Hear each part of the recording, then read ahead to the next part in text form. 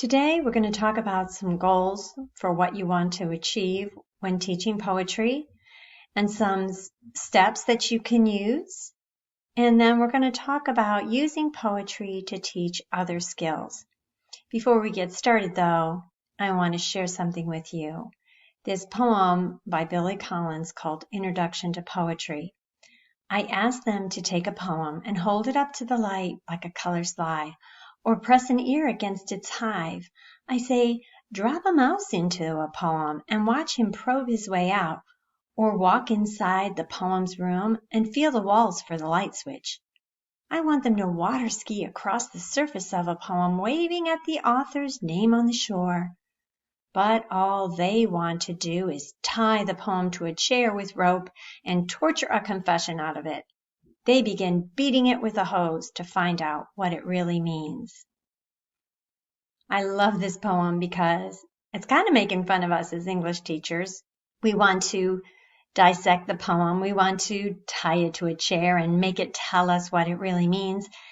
And I think the idea here is that oftentimes we forget that poetry is something that we also need to enjoy. So there's kind of a fine line that we're walking when we teach poetry between enjoying the poem and beating it with a hose. So when we get started talking about poetry in middle school, things are a little bit different for our students. We want our students to learn skills that they can take forward as they begin more and more complex analysis skills. So we don't want to just have it be a checklist of here's a metaphor, here's a simile, there's the theme, check it all off on a checklist. We want them really to dive deep into understanding poetry and literature. So what we'll need is more complex poems that will help our students become independent analyzers and transfer. But not transfer out of our class, just transfer those skills onto other writing and reading assignments that they have. So how are we going to do that? The very first thing you want to do is choose poems that you love. We know that every poem is unique and is not going to cover that checklist, quote unquote, that you might have that you're trying to address. So every poem is not going to address every single element that you may want to teach or every standard. Pick poems that you love because we know when you love the poem, your students are going to feel the energy you have about that poem. And if you need help picking poems, you can download the guide that I have for you included with this course. Okay, I've got the poems. Now what? Now what you want to do is give your students the tools they need to move on with them. And this is what we're going to talk about how to do that today. So you want to read your poem out loud. Let's say you've got your collection of poems. You have the first poem you're going to share with your students. Read it out loud.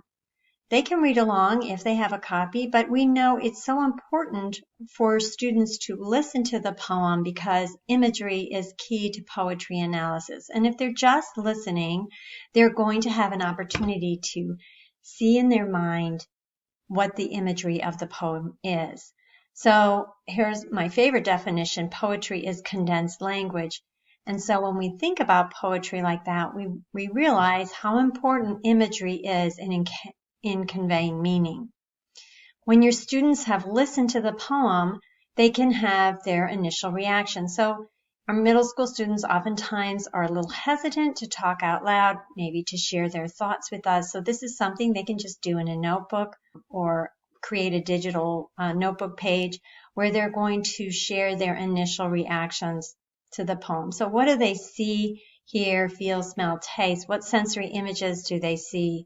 And they may say, smell and taste, it's a poem. I listened to it. I didn't smell anything or taste anything. But we know there are words like sweet and smoky and tart, things that have smell and taste to them that help build that sensory imagery. The next thing you can ask them to do is create a list of images that they see when they listen to the poem. What do they imagine? What do they see in their mind? And if your students are interested in drawing, if they enjoy doing that, they might want to draw a sketch of it. The next teaching method I want to share with you is modeling. So you definitely want to model everything you want your students to do. So if your goal at the end is to have an assessment where you give your students a poem and you ask them to read it, analyze it, and write a literary analysis of it, you definitely want to model that so that they know exactly what you need them to do. One of the tools you can use is TP-FASTT. And if you're not familiar with that acronym, we're going to go through it. It is kind of like a checklist, but we're going to dig into it, and I'm going to show you some ways that you can use it, and then you can really dive into some better analysis skills with it. And I just want to say as an aside, you don't have to have all the answers. Sometimes you may say to your students, I'm not really sure what that means. Let's figure it out together, and that's okay. So what is TP-FASTT? It is an acronym for title, paraphrase, figurative language, attitude shift, title again, and theme. And you will find in the materials for this class a chart you can share with your students that tells about it in more detail.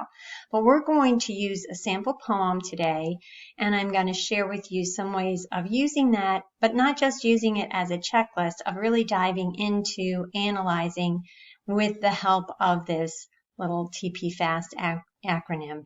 So we're just going to do this very quickly. Title is obviously the title, and you'll look at the title again after you've finished analyzing the poem. Paraphrase, we look at paraphrasing like translating the poem line by line.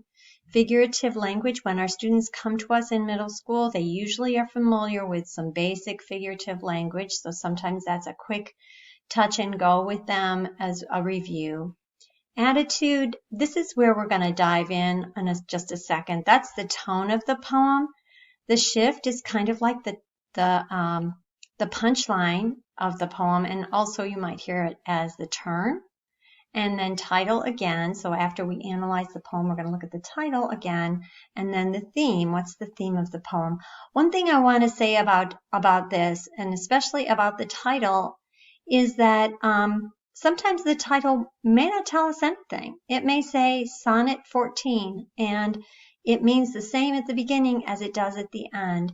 So this, again, is a tool. So Sonnet 14 is going to tell us we're reading a sonnet, and it's the 14th one in a series of however many sonnets there are.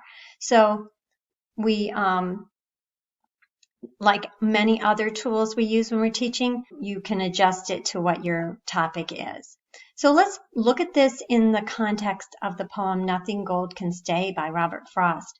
Nature's first green is gold, her hardest hue to hold, her early leaf's a flower, but only so an hour. Then leaf subsides to leaf. So Eden sank to grief, so dawn goes down to day. Nothing gold can stay. If you happen to be reading The Outsiders, this poem is really pretty important in that novel, so you might want to take some time to look at it in depth. So if we were going to use TP-FASTT, we'd look at the title, we'd say, Nothing Gold Can Stay. I don't know what that means. Your students may say, how can that be true? Gold lasts forever. It's a precious metal. It stays gold. It's an element. But what is so the author starts the poem with this kind of a riddle. Then you're going to go to your paraphrase and go through line by line. Again, this is a really great poem for you to model with, because the first line, nature's first green is gold, is actually kind of a riddle. How can that be? How can something that's first green be a different color? It will help your students for you to model some of the more difficult paraphrasing. And then the next thing they're going to do is look for figurative language, and this poem has some figurative language that you can say to your students, there's personification in this poem. Where is it? Can you find it? Well, nature is referred to as a female. And then there's alliteration. Where is it? So your students can find that on their own. They may not be familiar with allusion, the reference to Eden, and they may have a little trouble if you're asking them to find something like this hyperbole. However, let your students be the ones to pull this figurative language out of the poem instead of letting them instead of them allowing you to just check it off like a checklist. This is where you want to kind of move away from that checklist. So how can we dig deeper to take our students beyond a surface level of just identifying things in a poem and really start analyzing? And the way they can do that is through tone. And when we study tone, we're looking at diction and syntax, and those are things that can transfer to our students' writing, and those are the skills that we want to focus on today. So we're going to really look at tone right now. So what is tone? Now, tone is the attitude in TP-FASTT. So the A is attitude. Attitude means tone. So now we want to teach your students, what is tone? Tone's the speaker's attitude toward the topic or audience. And a great way to teach that is to share with your students, what does it mean when someone says to you, I don't like your tone of voice, or don't speak to me in that tone. So your students understand, middle school students probably more than anyone understand sarcasm. You know, nice dress, nice dress, nice dress. You know, they can understand the difference in tone. The problem with tone in writing is that we cannot hear it as much as we can see it. Robert Frost is not going to read the poem to us so we can't hear his tone of voice, and everyone is going to read that poem a little differently. So tone is important because it helps the reader understand content, themes, subtleties of the poem.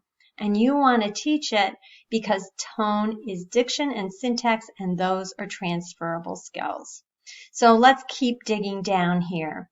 What is diction? Diction is word choice, denotation, connotation, concrete words, abstract, words that pop. That's what diction is. And how many times this year maybe have you asked your students to look at word choice? That's diction. How many times have you asked them to use a concrete or an abstract word or something that pops out? All of that is diction. So we can start reinforcing the importance of word choice by showing them concrete examples of this condensed language in poetry where every word is so important. So what about syntax? Syntax is the sentence structure. That includes repetition and sentence construction. So how many times this year did you ask your students, beg your students, plead with your students to please use sentence variety, to try some different forms of sentences in their writing to create interest and emphasis and logic? So diction and syntax are both transferable skills that you're going to hit when you talk about tone. So how are some ways to teach it? When you're ready to teach diction with poetry, you can simply ask your students to create a word bank, words that pop out at them, words that they want to sort that seem to fit together. Maybe it's words about nature, words about emotions, words that are about actions. They could just color code those. And then you want to ask them, how does word choice help convey tone? How are these words conveying the tone that the poem has? So let's go back to Nothing Gold Can Stay. When we're looking at that, if you ask your students to highlight words that are important or words that pop, they may say, all of them. I'm going to highlight all of them. That's okay. We're just going to start looking at them. There's really not a right or wrong answer when you're talking about this. It's more of creating that sensitivity to these condensed language, these really important words. So here's an example of your students just taking the words and putting them in some kind of a grammar chart. Let's look at that. What can we tell about the poem, the tone of the poem, from just looking at these words? Well, one thing we can look at is these modifiers. We have superlatives like first, hardest, only. So this is a poem of something extreme is happening here. We have these verbs that are sank and subsides and goes, and we know that nothing can stay. So these are all things that are going away. They're all verbs that imply something is moving away from something. So we do get a feeling of what is happening with this poem just as we look at the words. Now, if this is too complex for your students, just have them look at power words or words that pop out at them, any words that they feel like are strong words. And then what does that tell us? How does that help us understand the poem? What tone does that give to the poem? So let's look at syntax. So syntax, as we said, is sentence structure and how something is constructed. So we know poetry sometimes uses punctuation, sometimes doesn't. Sometimes poets will use punctuation in ways that we'll say as English teachers, well, you're really not supposed to use a semicolon there. But, you know, when you're Robert Frost, you get to do whatever you want. So let's look at Nothing Gold Can Stay, and let's look at the syntax of this poem. We'll see that it is made up of groups of sentences that follow a pretty good pattern. Now, of course, you may say, oh, well, I want to look at rhyme scheme and beat and meter and everything. That's great too. This is a perfect time to do that. But what we're talking about is just strictly syntax right now. So we're going to see that we have 2 lines make up one sentence, 2 lines make up one sentence, 1 line, 1 sentence, 2 and 1. Okay. What's the big deal about that? Well, let's look at it and say, what do we notice? Well, I noticed that the last sentence is 1 sentence and it's the same as the title. So we have kind of a frame for the poem, okay? The first sentence and the following half of a sentence is setting up my argument. It's making a statement. It's the observation that the speaker has. We have this really strong conjunction here that's saying, this is what happens, but here's a little caveat to that. It's only gold for an hour.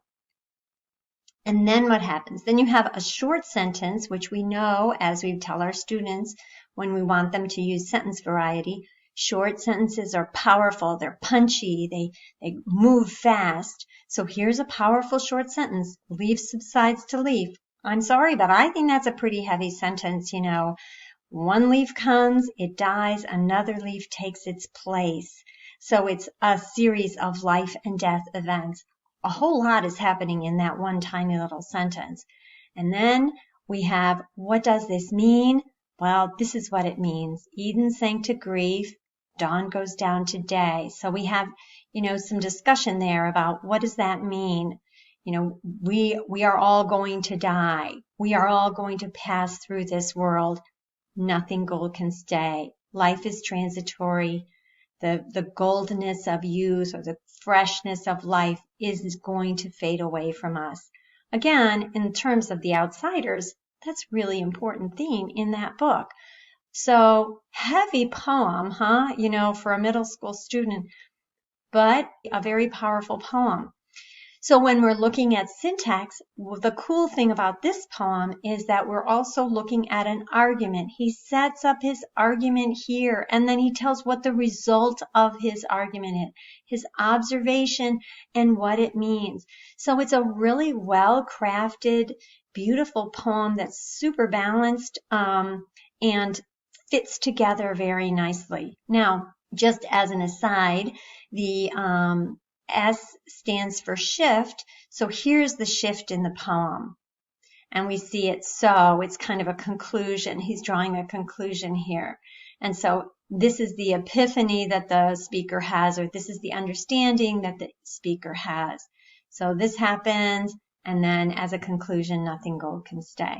Let's keep moving. Once your students have looked at diction and syntax, we want to say, so what is the poem's tone? And how do you know that? And this is where your students could start really digging into working on literary analysis skills, because you need to have evidence. How do I know it? I know it because he uses the word Eden, and he uses the word dawn becomes day, and he uses this argument of setting up his argument and then making a statement and then supporting it. So diction and syntax are going to help support. How do I know what the tone is? Now, a great way for your students to just play with this, what's the tone, is just ask them to practice it with a journal entry, because that's a low risk activity that they can just practice writing a journal entry. What's the tone of the poem? Once we've talked about that, we do want to, if in order to teach your students the acronym TP-FASTT, we want to take it to the end, if that's what you want to do, by teaching them this shift, looking at the title again, and talking about the theme. When you finish with all of your analysis of your poetry, or with the poem, you want to make sure you wrap it up. So you want to assess, what does it all mean? So you can assess it by having your students write a reflection. They could write a companion poem in a similar style. So if you were doing Nothing Gold Can Stay, you could have them write a poem about Nothing Chocolate Can Stay. Make it silly, make it low risk. They're just following that pattern and playing with the language. Or you can also have them create a one-pager or a digital slide, or if you really want to go down into the literary analysis, they could write a literary analysis piece just by saying, what is this poem about and how do you know? And they're going to be using their text evidence to support how they know what it means. Okay, so now we read a poem. Now what? So what we want to do is keep pushing this to how students can apply what they learn about this poem to their own writing. So they can create an anchor chart or what I learned chart that they can keep in their notebook. They can practice their skills with warm-ups, practicing writing tone, using tone. So you might want to say, I want you to write about describe your locker in an angry tone or in a silly tone. As you try to practice, let them practice using different types of diction to create tone. When you read one poem, it's natural to want to compare it to other poems. So as you are sharing poems with your students, don't just have one poem and then don't ever look at it among others. One thing I love to do is have students say, I like this poem better than that poem. They don't even have to tell you why. Just have them sort of have a feeling of how they feel about the different poems that you read. And then you want to make sure you use your poem as a mentor text. So it's a great opportunity for you to, when you're teaching persuasive writing or argument, go back to this poem, Nothing Gold Can Stay, if you teach it. I'm acting like you're going to teach it. But, if you teach Nothing Gold Can Stay, it also, as we discussed, sets up an argument and then explains the argument and builds a conclusion. So I want to encourage you to read more poems with your students and teach poetry all year, because there is so much that your students can learn, and the more they're exposed to it and the more you share with them, the easier and the less intimidating poetry is, and the more accessible it is to them, and they will be really developing their critical analysis and critical thinking skills. So what are your next steps? Find those poems that you love, or you can use the ones that I recommend. Choose a few strategies to tackle. You don't have to teach all of TP-FASTT every time. You could just start out slowly. One poem you're just going to paraphrase. The next poem you're going to look for figurative language. And then once your students are warmed up, go ahead and dig into that tone, and you will find that it's really helpful in your students understanding the theme of the poem and being able to analyze the poem. I'm here to help you, so if you need any extra help, please feel free to reach out to me. You can find me at justaddstudents.com, and of course my contact information is in the materials that you'll receive with this class, that they're just below this video. I hope that you enjoy teaching poetry and that you have a great feeling toward teaching it, that you're not afraid and that you can do it, and you can help your students become better readers, writers, literary analyzers by just teaching poetry.